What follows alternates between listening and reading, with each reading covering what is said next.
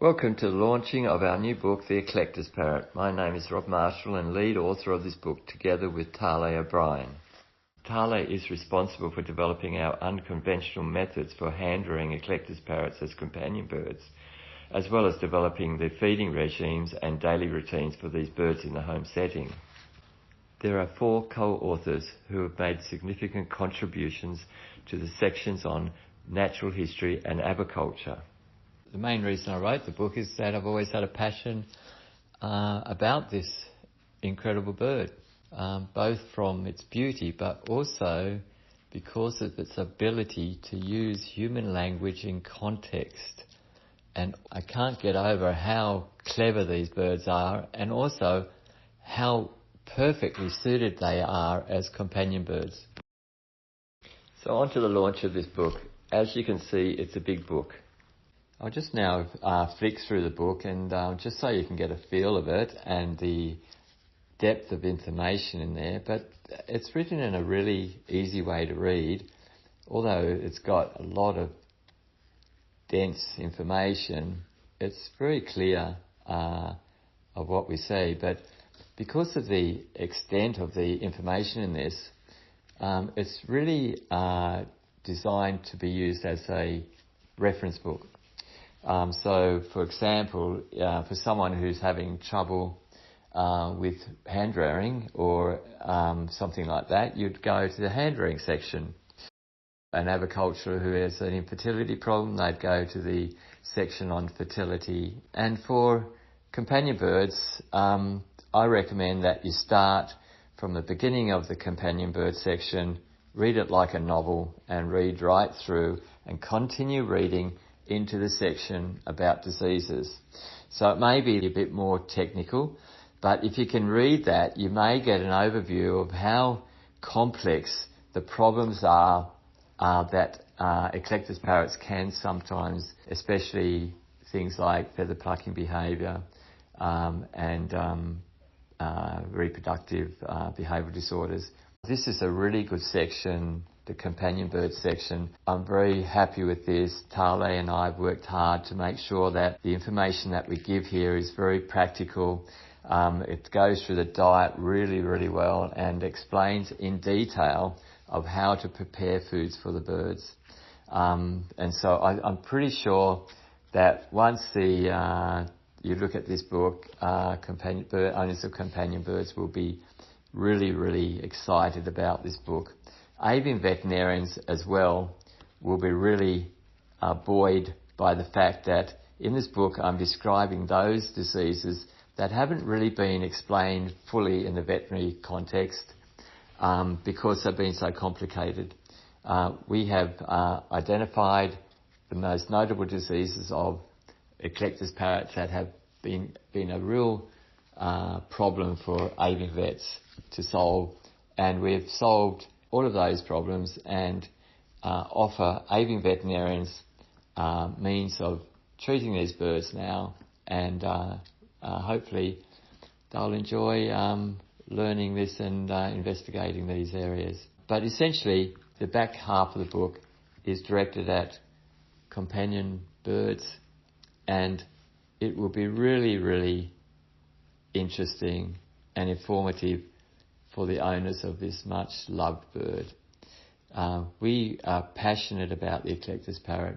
We're passionate about teaching the world how best to care for this parrot.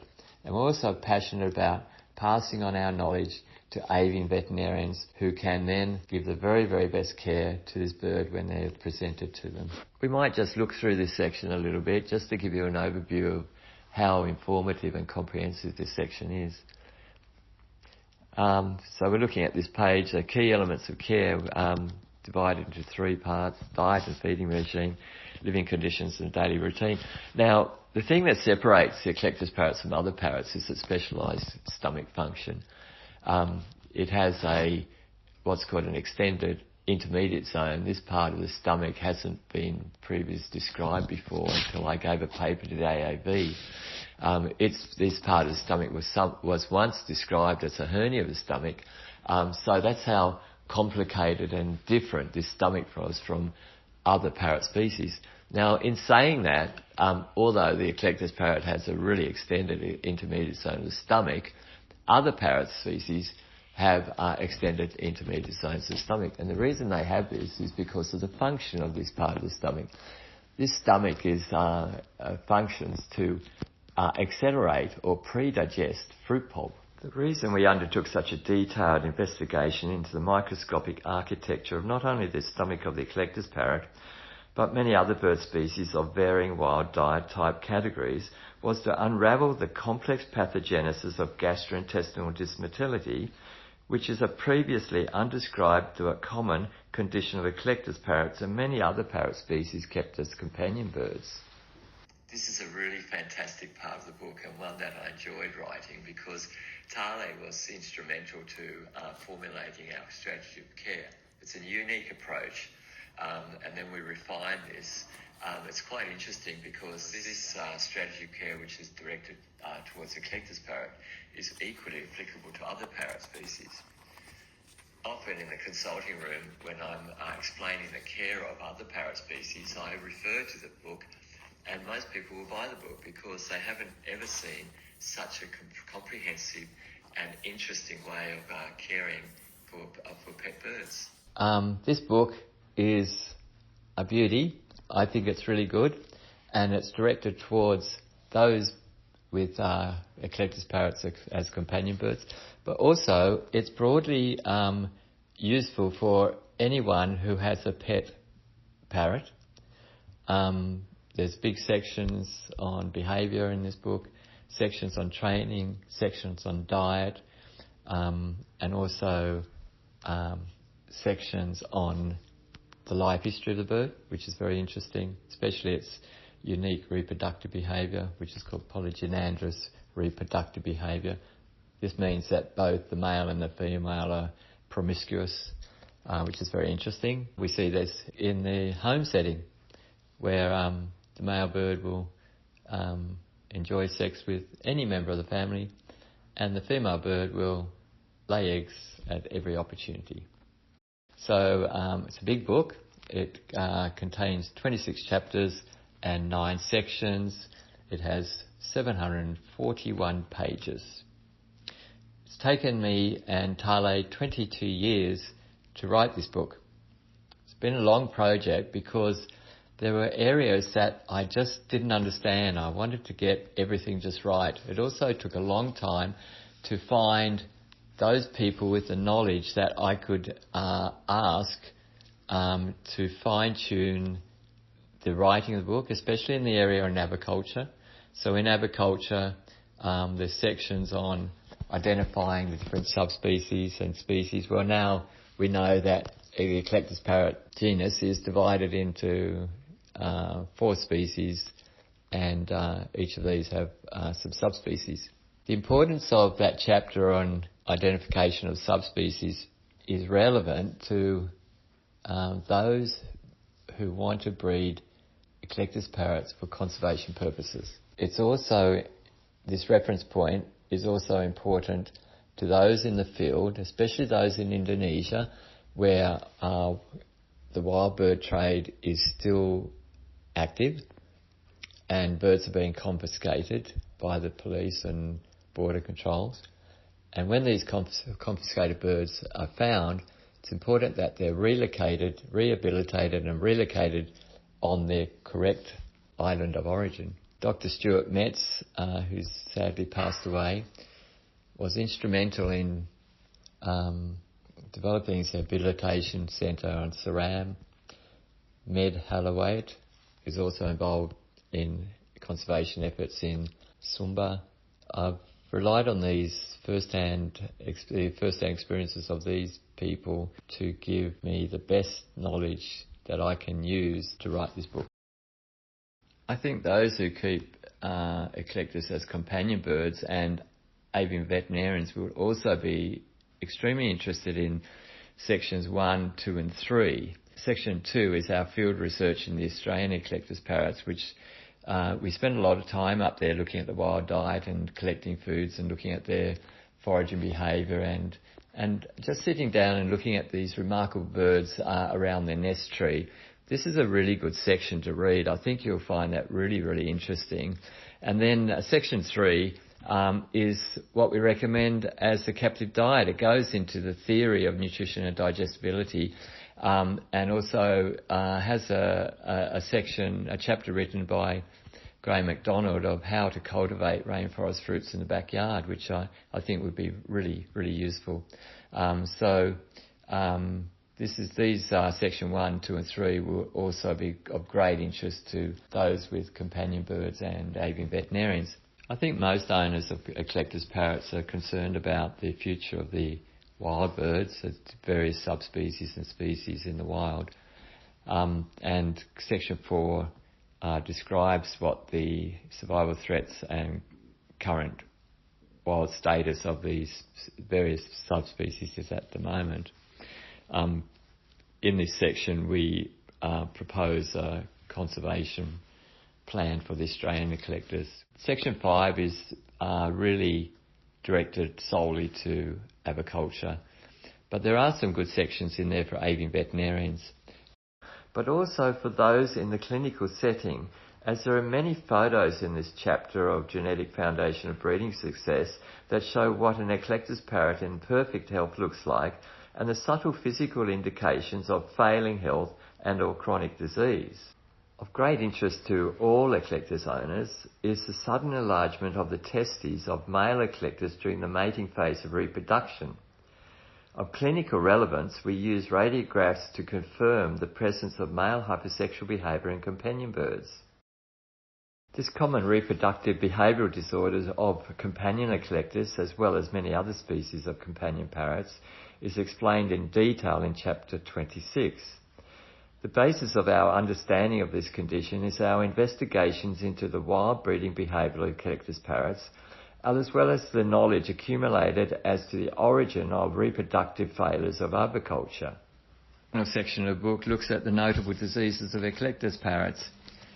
This is a very exciting part of the book for me because it represents 10 or more years of very intense studies into some of the more common conditions of Eclectus parrots which haven't been fully explained.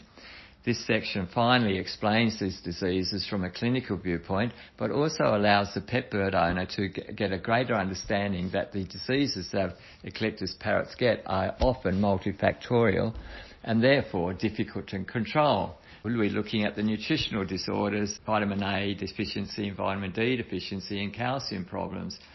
These 3 nutritional disorders aren't always related to the fact that the diet is deficient in these nutrients, but that the diet is not adequate in the amount of vitamin A or D or calcium required for normal functioning of the body. It looks at these conditions from a different viewpoint, and I invite avian veterinarians and owners to read this chapter very carefully so they can understand how to firstly diagnose the disease and how to treat it, but most importantly how to prevent it. Chapter 22 looks at gastrointestinal motility disorders. Motility disorders have not been represented in the veterinary context at all before. Gastrointestinal motility disorders are a common cause of disease in human medicine, but for some reason this subject has been neglected in the veterinary profession. I think it's because it is quite a difficult concept to understand. I use contrast radiography to diagnose this disease. I don't have ultrasound or anything like that, but in the future I'd like the diagnosis of this disease to be more easily made based on new technology. But in this section we define gastromotility disorders and explain the pathogenesis of these diseases and how best to treat them. Chapter 23 is of interest to all Eclectus parrot owners and veterinarians alike. Health-based feather destruction. This book finally explains the pathogenesis or the development of this disease in Eclectus parrots, and more importantly presents methods of treatment and prevention. I think that this is a pivotal part of the book and one of very great interest to avian veterinarians and pet owners alike. The final part of the book looks at behavioural disorders. this part of the book was written largely by Tale. I transcribed it from her understandings. For a long time, I was very confused about behavioural disorders. I couldn't really understand them at all. The texts that I read and the references that I read were full of jargon and quite caused me to lose interest in trying to understand behaviour until Tale explained it to me very simply. You just have to think like a bird. You have to learn to think like a bird. And this section will teach avian veterinarians in a very simple form and pet bird owners the nature of behavioural disorders and how to manage them. We've separated the behavioural disorders into maladaptive behaviours and reproductive behavioural disorders. They're the two chapters that we've got in here. But initially, there's a section on bird behaviour theory. I think this section explains bird behaviour theory really well. I think from a naive person like myself, coming into the subject of behaviour and not really understanding much about it other than what you read in text, I thought I'd put together a theory which explains bird behaviour in a really, really interesting and practical way. And so I'm really proud of this chapter, firstly because Tali taught me how to analyse behaviour, and also she taught me how birds behave and how to look at them and to learn what they're saying and things like that. And this is a really, really, really good chapter which will have a wide appeal, not just to bird veterinarians or to pet bird owners, or owners of Eclectus parrots, but to pet bird owners widely. Reproductive behavioural disorders are also found in all parrot species, although the Eclectus parrot is most prone to these behavioural disorders because of its opportunistic polygynandrous breeding behaviour. All parrot species, or kept as companion birds, experience this type of behavioural disorders when they sexually bond to their owners. This chapter is really a really good chapter for all owners of pet birds. The final chapter is reproductive behavioural disorders, notably male hypersexual behaviour and a condition that we call ovarian hyperactivity. These two conditions haven't been fully explained in the veterinary context before, other than a paper that I gave to the AAV about 5 or 6 years ago, which described male hypersexual behaviour in Eclectus parrots. Since that time, we have developed a new understanding of male hypersexual behaviour and also a full understanding of the development of the consequences of ovarian hyperactivity. These two conditions are a common cause of many diseases of companion birds, and I encourage all avian veterinarians to understand the nature of these diseases, and also pet bird owners to understand the multifactorial consequences of these conditions. The treatment and management of these diseases are explained fully in this chapter, but the focus on controlling these diseases is not to alter how we care or love our companion birds, but how we manage their daily behaviours and how we divert the energy, the pent-up energy they have away from sex into more meaningful pastimes, especially learning. So this is a really good chapter. I'm really pleased with this chapter because it finally explains these conditions and how to manage them. The reason that we include them in the notable disease section is that they haven't been fully explained before, and so that's the essence of this book, is to present information that can't be found anywhere else in the veterinary literature. So that's all I'd like to say about the book at the moment. Obviously, we're very excited to release it after such a long time, and I'd like to thank the Phoenix Landing Foundation for giving me the platform to promote this book. The book is available through distributors in the USA, UK and Australia. For information, just look at our webpage and you'll be able to find what you need there. And also I think Phoenix Landing will have it on their webpage as well. What I propose to do over the next few months is to present case reports on a new YouTube channel. I'm doing this as a means to explain visually how we diagnose and how we treat Eclectus parrots from a holistic viewpoint. So this will be of interest to pet bird owners and avian veterinarians. So I'll keep in touch with you about when these are available. Also, I'll be putting the 4-hour Zoom conference that we did with Phoenix Landing on a open YouTube channel, so everyone can look at that as well. So thank you very much, and hopefully you will enjoy the book, and we did enjoy it.